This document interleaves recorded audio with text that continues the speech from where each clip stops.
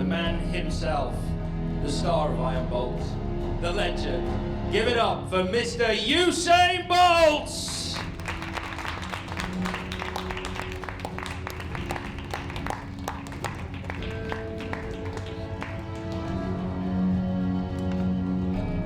Gentlemen, a very good morning to you. Please have a seat. Ladies and gentlemen, the star and directors of I Am Bolt.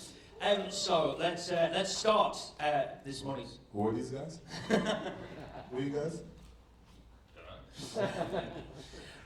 Let's start by talking about the fact that it's a big night in London. It's the world premiere this evening. So how does it feel not only having the world premiere this evening, but having it here in London, a city that's played such a defining part in your career? Well, for me, it's big. I have a lot of fans here.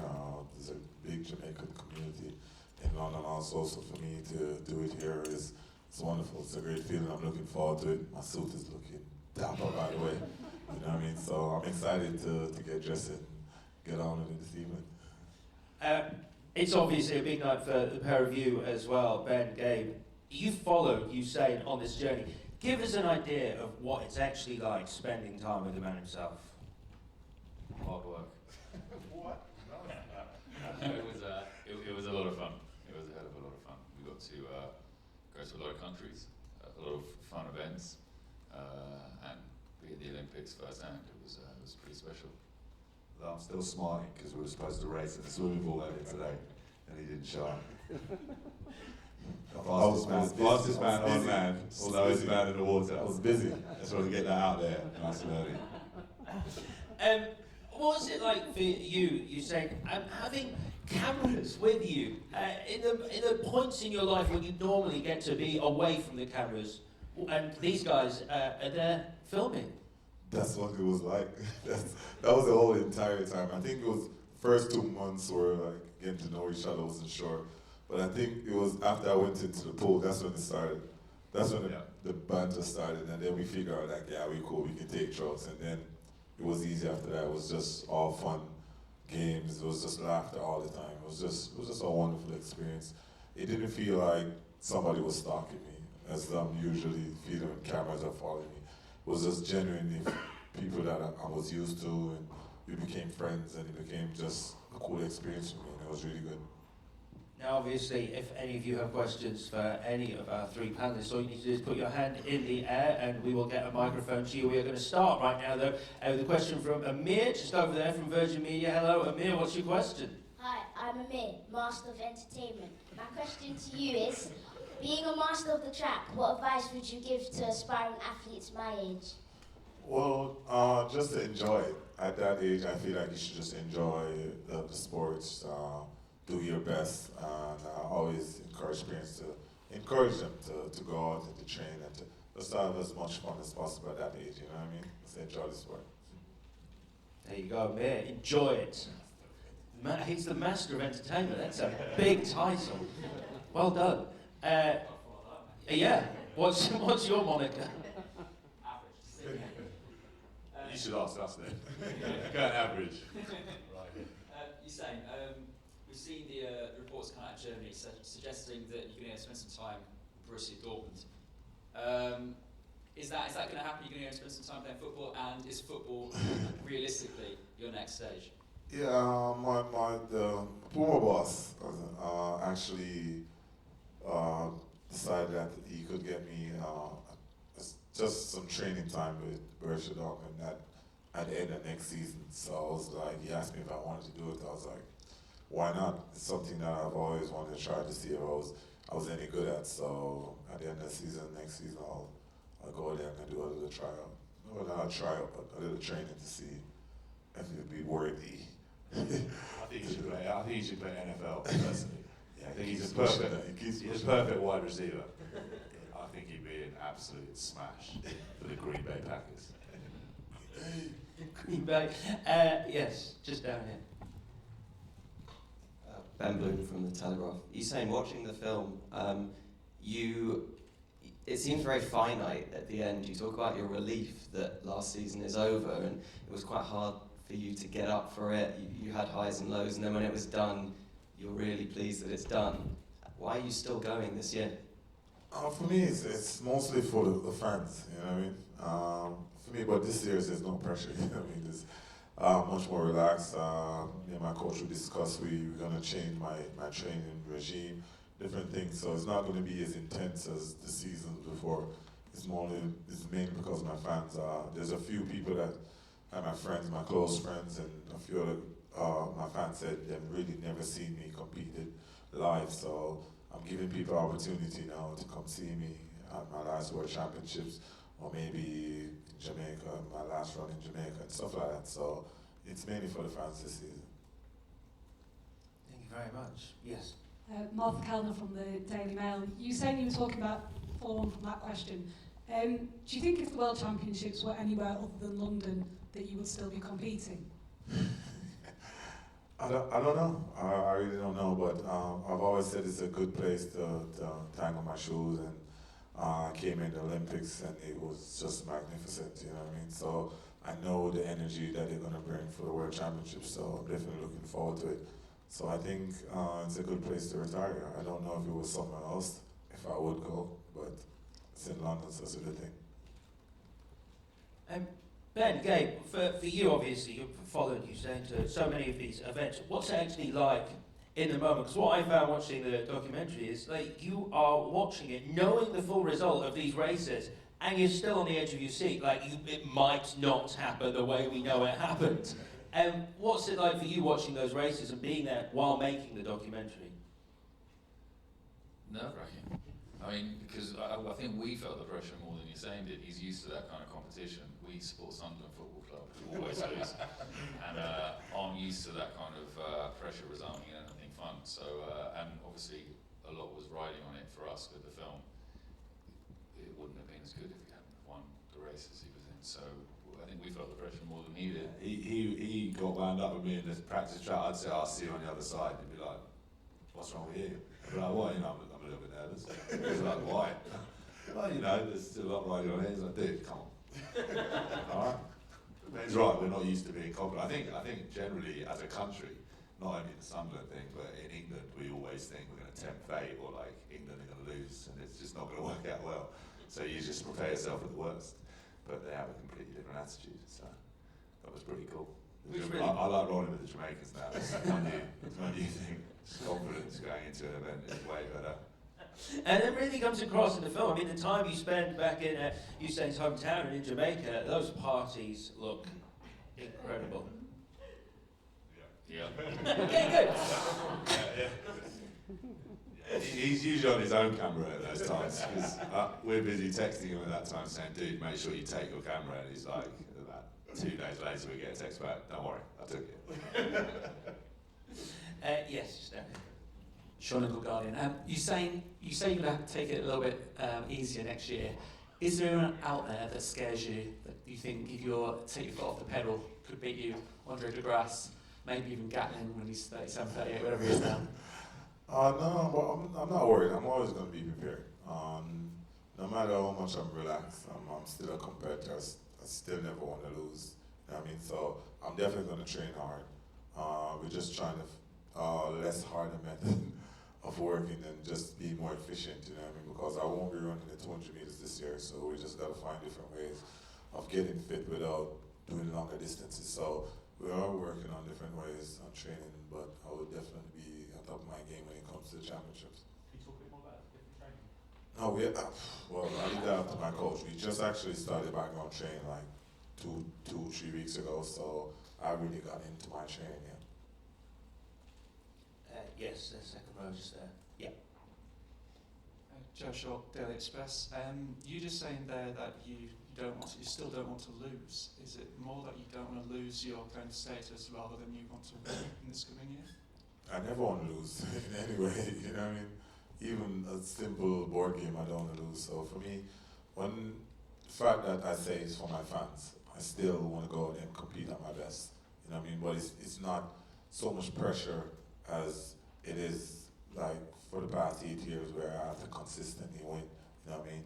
I know I have to win now, but for me it's much more simpler, less stress, less pressure. So I'm just training hard as I always do and going in just to compete at my best as always. I mean, you say you are doing a lot of this for the fans right now. I guess the other side of that is obviously you've made Iron Bolt, this documentary, which fans are going to be able to see today. How do you feel like, is there any kind of pressure that comes with that because of what you're delivering and the, I guess, the fandom that people feel for Usain? There was pressure with Usain because when we first met him, we said, you know, we want to tell your story, and obviously he has high standards with stuff that goes on around him. So there was pressure there, but we were very confident that we would make something which he would be happy with and that people would be able to relate to. We wanted to make something sort of inspirational and positive. I think a lot of people try and dig for stuff with Usain, and we felt that that wasn't an avenue we wanted to go down. We wanted to tell something for the younger generation to inspire towards, and so I think we had a clear idea of what we wanted to do, and it just the only thing for us was winning him over so that we would have his trust, so that he would take the camera into situations he wouldn't normally, or let us into situations he wouldn't normally. So I think there was pressure definitely, but we're a little bit more confident in filmmaking than we are in sports. So we were kind of cool with it, but yeah, it was high pressure, but it was fun, great fun. Yes, just down here on the front. Okay, you were microphone. It's just here. Okay, give it to him. Hello, Angelo Buccato for Gioia, Italian magazine. I wanted to ask, you are one of the greatest, literally one of the greatest, like Muhammad Ali or Michael Jordan. So where do you want to go at this point? Where do you want to run at this point? And is there any specific, or are there specific athletes that inspired you during? We don't want to run. For me, I don't really have any special places that I've always said, you know, this is somewhere I want to compete. I have a few tracks that I really enjoy competing on, but for me, my inspiration over the years has always been Michael Johnson, Donald Quarry, and Kevin Garnett. I mean, these are the guys that have really inspired me over the years to do what I do and to be confident in what I do. So, yeah. Thanks very much. Yes. Alright, this one's for the brothers. You would have spent a lot of time researching Usain Bolt before this film. You've been with him for about a year and a half, 2 years there. But what's the greatest thing that you've taken from that experience? What have you learned about Usain over that period? Good question. I would say, I'll go first. I think just the ability to win when stuff is not in your favour. I think I was just blown away in Beijing in 2015. I've never really seen anything like it. Someone who was basically getting beaten during the heats. The entire stadium was basically writing him off, saying he wasn't going to do it. And as Ben touched on before, like we're used to that then turning into a catastrophic defeat. So to watch him come out and I don't know, I always thought he was the super chill guy, and I hadn't really seen that steely side of him before, but watching the way he handled himself through that tournament and then how he beat the rest of the field in that final with a kind of, it wasn't about the time or the fact that he was quicker, it was just about the fact that he was tougher, and he kind of looked the ball down on the way out, and I was pretty blown away by that. So, I mean, I hate saying that because he's probably going to quote that back to me. Our relationship isn't based on those kind of compliments. It's very uncomfortable for me to say, but yeah, he's not used to that from me. No, but it's that. I'd say also there's a thing about sort of being yourself and doing it your way. I think when you meet someone you're making a documentary about, there's a big part of you that wants to know what they're not telling you and what the secrets are and what they're hiding. I think to a large extent, I think we did that. I think Usain is the way he's perceived. I was surprised when I first met him how sort of, I guess, authentic he is, and how much, just how present he is in the moment, and sort of how little there was to find behind it. And I think that's maybe one of the big keys of his success is he's done it the way that feels natural to him. But he is the man who he presents himself to be, which I think is a great way to be. Right, so thank you for the question. Yes. Hi, it's Ron Lish from the Times. Have you made any more plans for what you're actually going to do after August and it all comes to an end? And are you going to stay in the sport? Yeah, I'm definitely gonna. I've talked to the president. I've had small discussions about what I could do in the sport to continue on as well, because I don't want to just walk away from the sports. So we have had discussions, and I've also talked to my team and explained to them that I need to do more charity work. So those are the two main things I'm really focused on after I retire from the sports. No, we're just trying to figure out. We're sitting down and we talk. He's mainly talking to my agent, trying to figure out what part I could definitely play after I retire from the sport, to stay in the sport and be around the sport. So, because I've said to him when I met him, I was like, you know what, I would love to be a part of this and to continue trying to help the sport to promote it in any way possible. Great. Yes. In the film, you say that running and everything that comes with it isn't as fun as it used to be, and you hate doing things that aren't fun. So is it a struggle? Has it been a struggle to get yourself up for this last winter training? No, not so much, because I think it was the pressure more than anything else. Just getting out of bed, because the pressure and the motivation and stuff. But now that all the pressure is gone, I'm much more relaxed. So for me, I'm just happy to go to training, because I know it's not going to be so intense anymore. So it's not so bad. But the workload that I had leading up to the Olympics and even at the World Championship, and the pressure that I was under and what I went through the season, then the next season started, it was the same thing. So there was so much pressure and stress that I went through that it just wasn't fun anymore, you know what I mean? But the further the season went on, the more motivation I got, the more determined I got my groove, so it worked out at the end. Is the fun back? Yeah, I'm relaxed. As I said, I'm relaxed now, so it's no stress. It's all fun. Thank you very much. Yes, just at the end here on the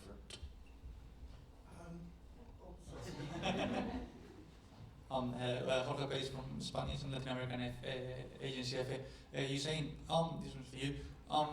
What made you decide to do this documentary? What did you want to tell the world? One of the main things I want to try to get across to the world is that this is not easy. I think most people concept of me is that, you're saying it's easy for you, saying it's no stress.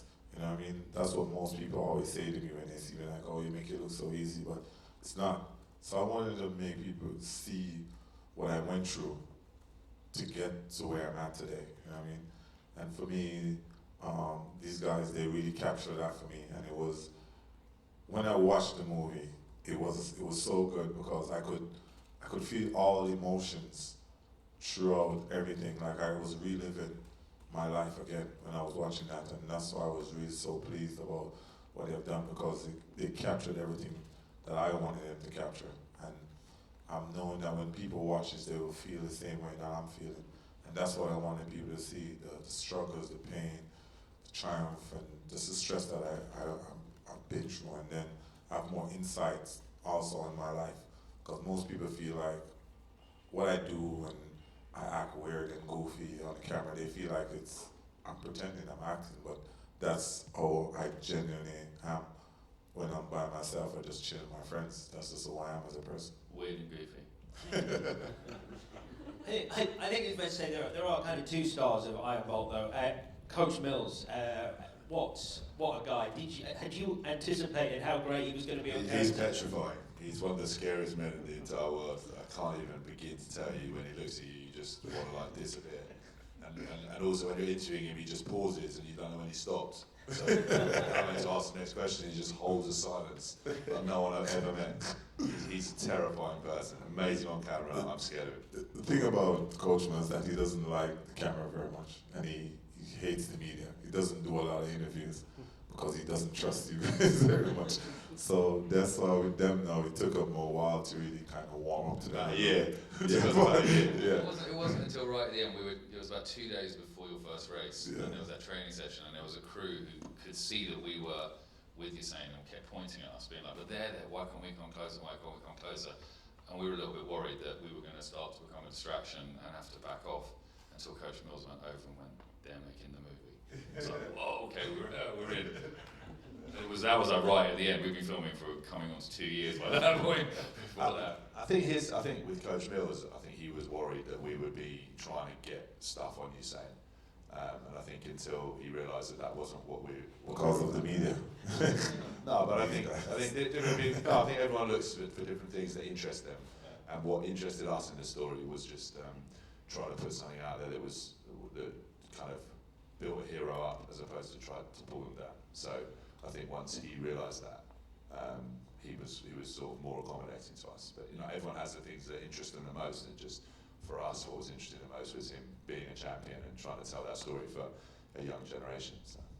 And also, I mean, you've got a star here who's amazingly candid. I mean, the footage, were you ever surprised by the stuff that Usain shot on his own when you got it back? And we're like, this is so refreshingly honest. Yeah, very much so. Yeah, I think you need honesty in the film, otherwise it's never going to work. But yeah, we were really happy when he did his pieces to camera. We would nag the shit out of him to get them, but we were really happy when we got them. First time, I remember the first time we were doing interviews, and we were doing an interview for like 15 minutes, and he stopped and he said, all right, now that we got the Sky Sports News out of the way, let's do a real interview. And every time we do an interview, he says, no, Sky Sports News, I need passion and stuff. No, I'm saying, it's true. There's nothing against Sky Sports News. But he just always says that, so it was always funny, no Sky Sports News, we need emotion. Also, Usain lives life quickly, so everything he wants to do quick. So we would also say to him, we can either be here for an hour and a half doing an interview where we slowly get to the point, or you can just do 20 minutes where we cut the first hour of warming you up. You just tell us something cool, and then you can go. You'd be like, sweet. 2 minutes later, right in. That's perfect. Brilliant stuff. Unfortunately, we're out of time, so I'm going to ask you to remain seated as our talent leave the stage, but please do give it up for Usain Bolt, Ben and Gabe Turner. Thank you very much. Thank you.